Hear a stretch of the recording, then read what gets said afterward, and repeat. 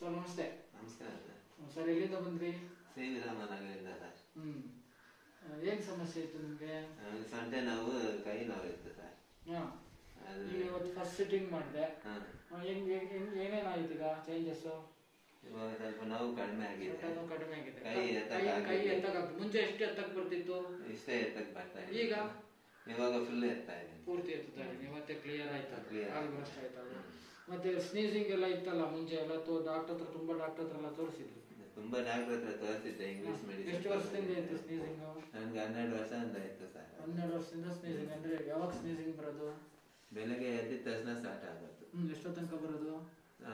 ಒಂದು 3 ಗಂಟೆ ತನಕ. 3 ಗಂಟೆ ತನಕ ಸ್ನೀಸಿಂಗ್ ಅಂತ ಅಕ್ಷಿ ಬರ್ತಾನೆ ಇತ್ತು.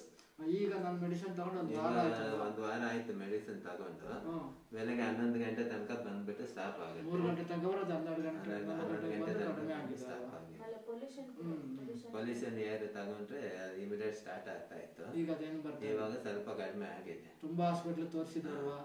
ತುಂಬಾ ಹಾಸ್ಪಿಟಲ್ ತೋರಿಸಿದ್ದೀನಿ, ಅದೆಲ್ಲ ಏನು ಆಗಿಲ್ಲ. ಇವಾಗ ಪರವಾಗಿಲ್ಲ, ಸ್ವಲ್ಪ ಕ್ಲಿಯರ್ ಆಗ್ತಾ ಬರ್ತಾ ಇದೆ. ಚೆನ್ನಾಗಿ ಟ್ರೀಟ್ಮೆಂಟ್ ಚೆನ್ನಾಗಿ ಅನಿಸ್ತಾ ನಿಮ್ಗೆ? ಚೆನ್ನಾಗಿ ನೀವು ತಗೊಂಡಿದ್ದಾರೆ, ನಿಮ್ ಕುಟುಂಬದಲ್ಲಿ ತುಂಬಾ ಜನ ನಮ್ ಟ್ರೀಟ್ಮೆಂಟ್ ತಗೊಂಡಿದ್ದೀವಿ, ಚೆನ್ನಾಗಿ ಆಗ್ತಾ ಇದೆ. ಎಲ್ಲರೂ ಚೆನ್ನಾಗಿದ್ದಾರೆ ಅಲ್ವಾ?